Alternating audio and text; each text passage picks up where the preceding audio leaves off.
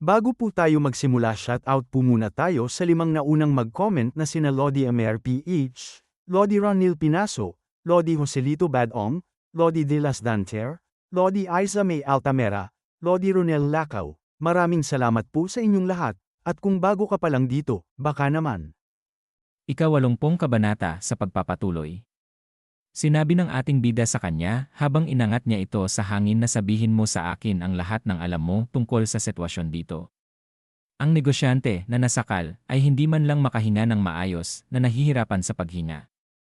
At pautal-utal niyang sinabi na ano po ang iibig ninyong sabihin. Wala akong alam na kahit ano. At pagkatapos ibinagsak ang negosyante sa lupa ng may mariing tingin. Sinabi sa kanya ng ating bida habang nakakrus ang kamay sa katawan na wala kang alam na kahit ano. Tumugon ito sa kanya na oo. Ayos lang ito hanggang kahapon pero bigla na lang nawala ang lahat ng dugo nito. At nangyari na ito ng higit sa isang beses.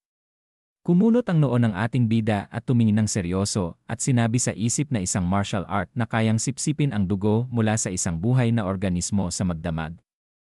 At gawing bangkay ito. Sigurado ako dito. Ito ay ang teknik ng pagsipsip ng enerhiya. Tumingin siya sa baka na naubusan ng dugo na sinabi pa niya sa isip na ginawa ba ito ng mga walang hiyang demonic cult. Hindi.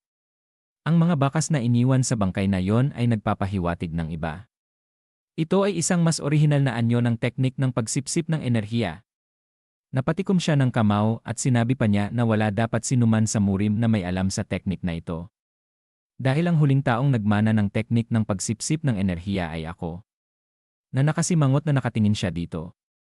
Dagdag pa niyang sinabi sa isip na ang itinuro sa akin ng aking guro na nagturo ng teknik ng pagsipsip ng enerhiya. Ay ang matinding pagbibigay diin sa mga bawal, hindi ko kailanman dapat patayin ang pinagmumulan ng enerhiya habang sumisipsip.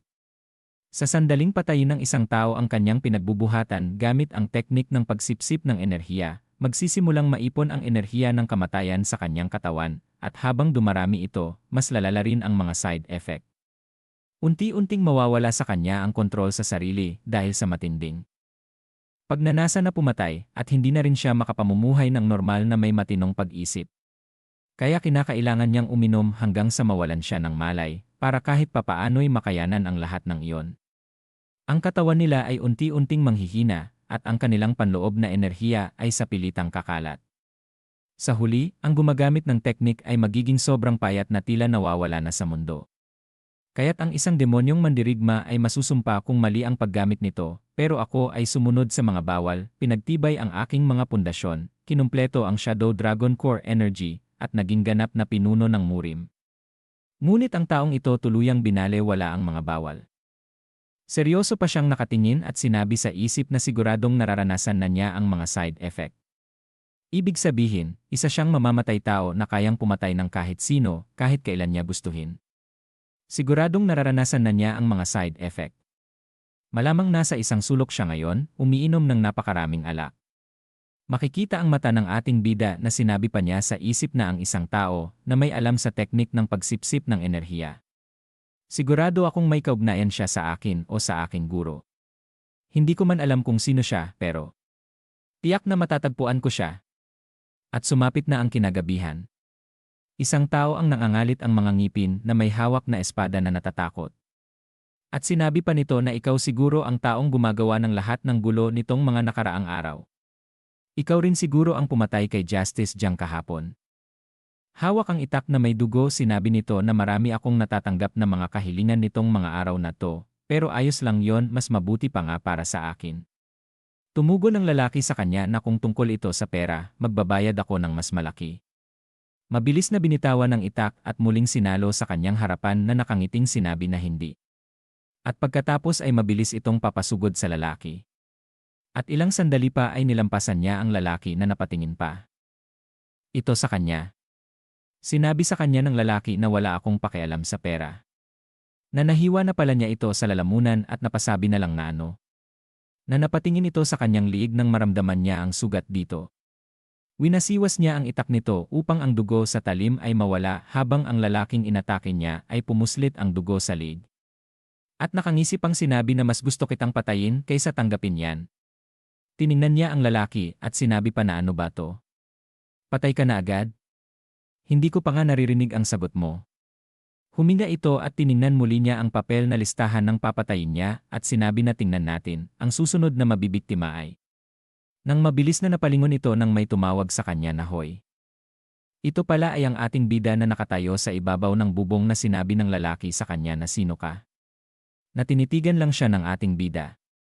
At lumingon patingala ito at sinabi pa na ikaw pala ay isang saksi ano. At pagkatapos ay ngumisi ito. At sinabi niya na dapat ay patayin din pala kita. Na mabilis itong tumalon papunta sa ating bida. At pagkatapos ay nakarating na rin ito sa ibabaw ng bubong sa harap ng ating bida. Agad na itinaas ng mamamatay tao ang kanyang tingin mula sa espada at tumingin kay Jinmu. Sinabi pa niya sa kanyang isip na hindi siya gumalaw kahit kaunti. At ang malakas na impact sa pagdaan niya sa ating bida ay makikita sa hangin. At napalingon ito sa kanya na nagtataka. At sinabi sa kanyang isip na paano niya nagawa iyon. Samantalang wala siyang hawak na isang espada. Lumingon ang ating bida sa kanya habang ang kamay niya ay binalutan ng enerhiya. At nagulat ito na napasabi na gamit lang niya ang kanyang kamay sa pagharang ng atake ko. At pagkatapos sinabi niya sa ating bida na ikaw. Sino ka? Na nakatingin lang ang ating bida sa kanya.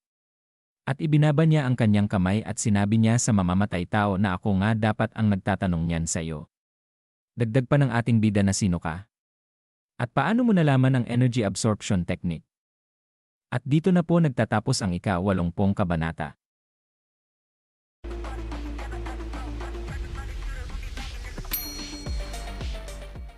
Ika-81 kabanata sa pagpapatuloy. Napasabi ito sa kanya na anong energy absorption technique. At tinutok sa kanya ang kanyang gamit na sandata sa ating bida at sinabi na wala akong ideya kung ano yon. At ginamit mo lang ang kamay mo para sa lagin yon, tama? Mukhang hindi ka basta-basta. Nakangiti ang ating bida sa kanya habang sinasabi pa nito na mukhang sinuwerte ka lang sa pag-iwas doon. Pinaikot ang dila nito sa kanyang bibig at sinabi pa na sisiguraduhin ko na papatayin na kita ngayon. Sinabi naman ng ating bida sa kanyang isip habang nakatingin ito sa kanya na sobrang baliw niya na hindi na niya namamalayan kung gaano kalakas ang kalabang makakaharap niya. Siguradong side effect na yan ng pag-abuso sa teknik ng pagsipsip ng enerhiya. Umikot ang mamamatay tao at hinawakan ang kanyang sandata ng mahigpit at pagkatapos ay mariin siyang tumitig kay Jinmu. Na sinasabi pa ng ating bida sa isip na sa ngayon, unti-unti na siyang nagiging isang taong demonyo. Mas lalo siyang mababaliw sa pagpatay at hindi na niya mapag-iba kung ano ang tama at mali. Uhaw siya sa dugo, araw at gabi. Magiging isang halimaw na siya. At isang mas matinding puwersa ang inilapat sa mas mababangis na hakbang kaysa dati. Na inatake niya ang ating bida. Habang inaatake siya nito, seryosong iniiwasan niya habang nakatitig siya sa mamamatay tao. Na sinabi pa ng ating bida habang makikita ang muka nito na ang hindi niya alam na mamamatay na pala siya sa mismong sandaling ito. Na mabilis na namang iniwasan niya ang ginawang atake nito sa kanya. Napangiti siya at napasabi sa isip na pero magaling siya sa paggamit ng kutsilyo. Dagdag pa niya na patuloy sa pagiwas na gumagalaw ang kanyang kutsilyo kasabay ng hangin. Ang galing niya. Sayang lang at ginagamit niya ito para pumatay. Ang ganitong kakayahan ay makakamit lang matapos ang napakaraming pagsasanay. Ano kaya ang dati niyang ginagawa? Kung isasantabi ko ang dami ng panloob niyang enerhiya at ang katotohanang baliw na siya. Dagdag pa niya sa isip na mas magaling pa siya kaysa kay Chung Sang. Sinabi sa kanya ng mamamatay tao na bakit puro iwas ka lang at hindi ka naman umatake. Ang weird mo talaga. At mabilis na namang tumakbo ito papunta sa ating bida. Na sinisigaw pa niya habang gumagawa ng hati sa hangin na ito na talaga ang katapusan mo. At isang hampas ang makikita na malapit ng tumama sa ating bida. At napangisi ito at sinabi sa isip na sa wakas. At ilang sandali pa ay nagbago ang ekspresyon ng muka nito na nagulat. At napasabi siya sa kanyang isip na nahuli niya yon. Sinabi ng ating bida sa kanya na hindi lang ako umiiwas sa mga atake mo, inoobserbahan din kita. Na-curious ako sa'yo. At sa lakas ng pagkahawak ng ating bida ang sandata nito ay nagkakaroon ng bitak.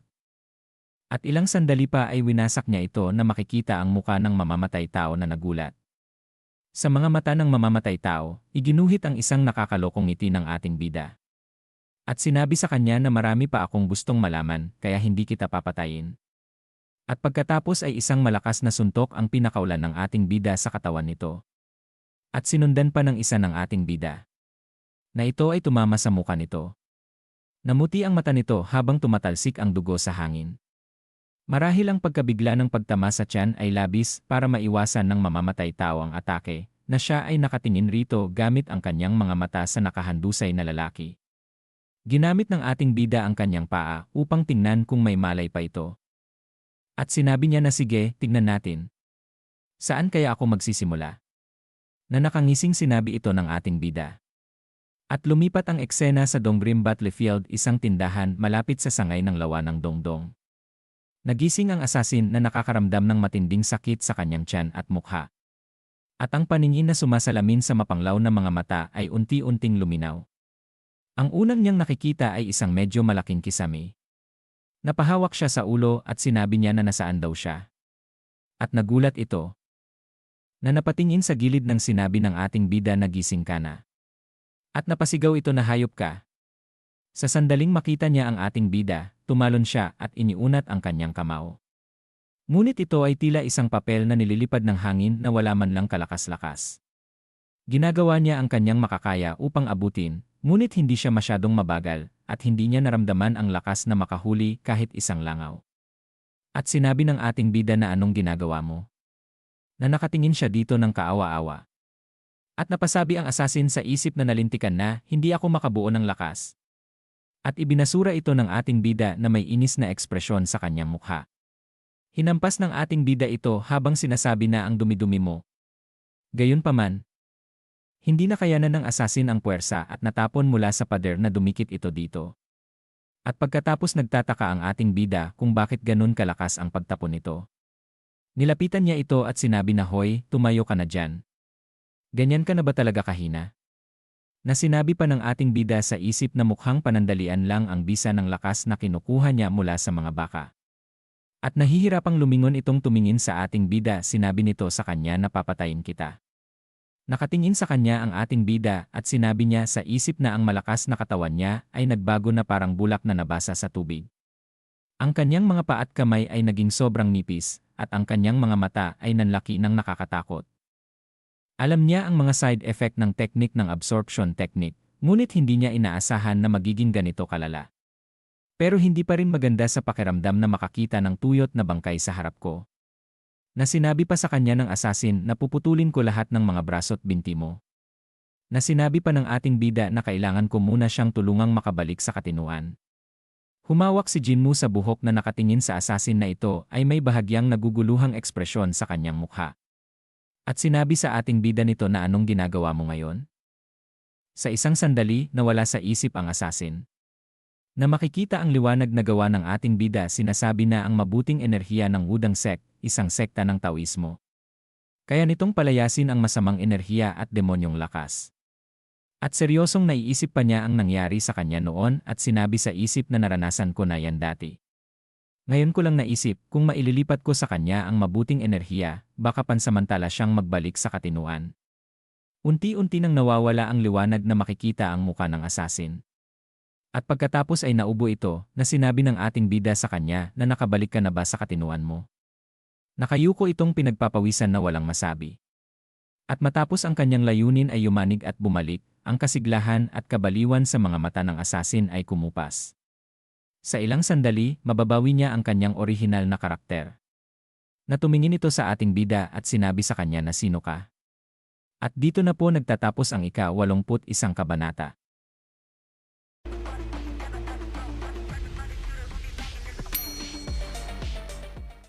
Ika-82 kabanata. Sa pagpapatuloy, ang asasin na natauhan ay tumingin sa paligid niya na parang nagtataka. At sinabi na nasaan nga ba talaga tayo? Sinabi ng ating bida sa kanya hindi niya naaalala ang mga nangyari. At sinabi sa kanya ng ating bida na wala ka ng pakialam doon. Kung nagbalik na ang katinuan mo, sabihin mo sa akin kung paano mo natutunan ang energy absorption technique. Nagtatakang tumingin ito sa ating bida at sinabi niya na energy absorption technique. Tumugon ang ating bida na oho. Yung martial art mo na nagpapahintulot sa iyo na sumipsip ng enerhiya ng iba, parang lamok. Kumunot ang mukha ng asasin at sumilay ang gulat sa kanyang mga mata. Napasigaw ito sa ating bida at sinabi na paano mo nalaman ang tungkol doon? Makikita ang mata ng ating bida na sinabi pa sa kanya na gusto mo pa bang malaman ng iba? Ang pagbabago sa iyong katawan. Ang tanging mga bagay na maaaring magbago pagkatapos sipsipin ang buhay ng isang baka ay 4 na oras. Pagkatapos nito, nakararanas ka ng matinding sakit tuwing umaga pagkatapos mong pumatay bilang isang asasin sa gabi, di ba? Sigurado ako. Kung titingnan ang estado ng iyong katawan ngayon, kahit uminom ka ng alak, hindi basta-basta mawawala ang sakit. Sa mga salita ni Jinmu, unti-unting nagsimulang lumaki ang mga mata ng asasin. At sinabi na tama ang lahat ng iyon. Dagdag pa niya na hindi ba masakit sa umaga kapag bumabalik ka mula sa trabaho para mabuhay buong gabi. Dahil iyon sa pakiramdam ng kawalan na lumilitaw kapag nakaranas ka ng agwat sa hangin sa isang iglap. Pagkatapos, pagkalipas ng ilang sandali, wala ka ng lakas sa iyong katawan. Ang tawag namin doon ay energy dispersion. Makikita ang kanilang anino na sinabi pa niya na kaya mo lang mag-transform ng 4 na oras kapag sumipsip ka ng lakas ng buhay ng isang baka. Pagkatapos noon, makakaranas ka ng matinding sakit. Nakatingin ito sa kanya habang sinasabi pa niya na ang tanging magagawa mo ay umasa sa pag-inom ng alak. Para pansamantalang makalimutan ang sakit. Dagdag pa niya na sa totoo lang, kung titignan ang kalagayan mo ngayon, mukhang wala na ring silbi ang alak para sa'yo. Tiningnan nito ang kanyang braso at sinabi pa ng ating bida sa kanya na hindi naman ganyan ang katawan mo noong una, di ba? Wala ka namang naging problema kahit ginamit mo ang energy absorption technique noon. Tumugon ito na tama ka dyan. Sinabi pa nito sa kanya na isang araw, nagsimula ng mamayat ang katawan ko at unti-unti akong nakaramdam ng uhaw sa pagpatay ng tao. At ito na ang kinahinatnan ko. Tinutok ng ating bida ang kanyang kaluban at sinabi niya na iyan ay isang side effect ng paggamit ng energy absorption technique. Natumugon ito na side effects. Mayroon pa rin siyang nag-iingat na ekspresyon sa kanyang mukha, ngunit bahagyang nagbago ang tono ng asasin at sinabi na ano ang sinasabi mo. Sinabi ng ating bida sa kanya na kung sasagutin mo ng maayos ang tanong, sa tingin ko ay maaari kong gamutin ang mga side effect. Bahagyang nagsimulang manginig ang mga mata nito. At sinabi sa isip na mapapagaling niya ako. Naghanap na ako kahit saan para makahanap ng lunas, na kahit saan ako magpunta, walang makagamot. Dagdag pa niya sa kanyang isip na sino ba talaga siya. Hindi ko pa man sinasabi, alam na niya ang kalagayan ko, at ngayon sinasabi pa niyang kaya niyang gamutin ang sakit ko. Sinabi pa nito sa ating bida na huwag mong sabihin sa akin na ikaw ay isang shaman. Kung nakasuot siya ng 5 kulay at naglagay ng make-up sa kanyang mukha. Maniniwala siyang isa siyang pumapalakpak na shaman. Na sinabi ng ating bida sa kanya na ano bang pinagsasasabi mong katarantaduhan. Sinabi pa sa kanya nito na paano kita pagkakatiwalaan, ngayon lang naman kita nakilala. Ayos lang kung ayaw mo akong pagkatiwalaan. Wala rin akong pake kung kailangan kitang patayin dito mismo. Binibigyan lang kita ng pagkakataon. Ikaw ang bahala kung gusto mong sagutin ang mga tanong ko o hindi. At sinabing muli ng ating bida sa kanya na tatanungin ulit kita. Paano mo natutunan ang martial art na yon? Napatikom ito ng kamao at sinabi sa kanyang isip na wasak na rin naman ang buhay ko. Mamamatay na rin ako balang araw. Baka hindi na rin masama kung may pagsabihan ako ng lahat bago ako mamatay. At sino ba naman ang nakakaalam? Kung sakaling kaya nga talaga niyang gamutin ang sakit ko. At sinabi niya habang nakayuko na kailangan ko munang magsimula sa pagkukwento tungkol sa sarili ko. Matapos mag-alinlangan ng ilang sandali, nagsimulang magkwento ito tungkol sa kanyang sarili. Na nakatingin ang ating bida sa kanya ng seryoso. Kwento nito sa kanya na ako ang batang pinuno ng Baek Clan Manor. Ang pangalan ko ay Baek Pyo. Ang Baek Clan Manor ay isang hindi tradisyonal na angkan na medyo kilala sa Guangxi. Nakayanan din naming ipagtanggol ang sarili laban sa mga hindi tradisyonal na puwersa sa loob ng maraming henerasyon. Binuo ko ang Baek Clan Manor kasama ang aking magagaling na magulang at nakababatang kapatid na babae. Sobrang saya ko noon at wala na akong ibang hinahangad pa sa buhay. Pero pagkatapos dumating ng taong iyon 10 taon na ang nakalipas. Nagkaroon ng madugong pagpaslang sa Baek Clan Manor. At ang may gawa nito ay si Cheon Wumyong ng unorthodox sect Heaven. Nagulat ang ating bida at napasabi sa isip niya na si Cheon Wumyong. Sinabi pa niya sa kwento na naghahanap siya ng isang halamang gamot at gusto niyang pumasok sa Sacred Heart Valley na matagal na naming pinoprotektahan. Isang lambak iyon kung saan maraming misteryosong halamang gamot ang tumutubo. Pero bilang bahagi ng Orthodox factions, hindi namin siya maaaring hayaang pumasok sa banal na lupain na pinoprotektahan na namin sa loob ng maraming henerasyon. Pero siya ay malakas. Umiiyak nitong sinabi pa na sa huli, namatay ang ama ko sa kanyang mga kamay, at nagpakamatay ang ina ko dahil hindi niya kinaya ang kanyang dalamhati. Ang martial art na ito ay sa pilitang ipinasok sa akin ni Chien Woo-myung. Sinabi niya na ipapakita niya sa akin ang paraan para mamatay sa pinakamasakit na paraan dahil hindi ako sumuko at patuloy na lumaban. Sinabi pa niya habang makikita ang silid na pagkatapos noon, hindi ko na napigilan ang walang katapusang pag-akyat ng dugo sa aking isipan, kaya iniwan ko ang kapatid kong babae at nilisan ang aking bayan. Tumawa ito habang umiiyak na nakatingin sa kanyang mga kamay at sinabi pa dapat namatay na lang ako noon. Hindi ko akalain na magiging isang asasin ako para lang mabuhay.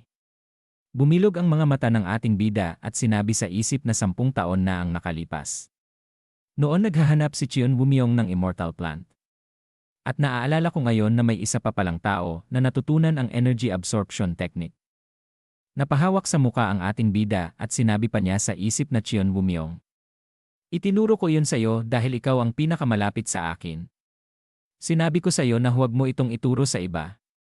Paano mo nagawang ituro ito sa isang angkang winasak mo? Dagdag pa niya sa isip habang nagpupunas ng luha si Baekpyo na wala ng paraan na itinuro ng tanga na iyon ang tungkol sa mga ipinagbabawal sa taong ito. At dahil hindi niya natutunan kung paano gamitin ito ng tama, hindi maiiwasan na mararanasan niya ang walang katapusang bloodlust matapos niyang matutunan ang martial art na iyon. Napaseryoso siya ng tingin na sinabi pa sa isip na sa pag-isip-isip ko. Sa isang paraan, lahat ito ay dahil sa akin. Dahil ang dahilan kung bakit siya naghahanap ng immortal plant ay para iligtas ako. Makakagawa ba ng mabuting tao ang pagkatuto ng martial arts na may mabuting kalikasan? Mga pag-isip na ganito ang nagpapabigat sa aking puso. Hindi ko alam. Umiiyak pang sinabi sa kanya ni Baekpyo na hindi ko alam kung sino ka, pero salamat sa pagbalik sa akin sa aking tamang pag-isip. Dagdag pa niya na makikita ang mukha nitong luhaan na nagsisimula ko nang maalala ang lahat ng mukha ng mga taong pinatay ko noong ako'y wala sa akin.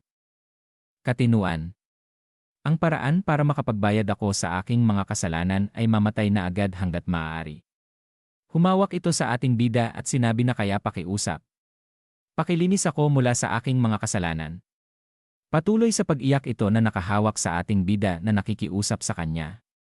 Nakatingin sa kanya ang ating bida habang sinasabi sa isip na isang tao na naging asasin at pumatay ng mga inosenteng tao.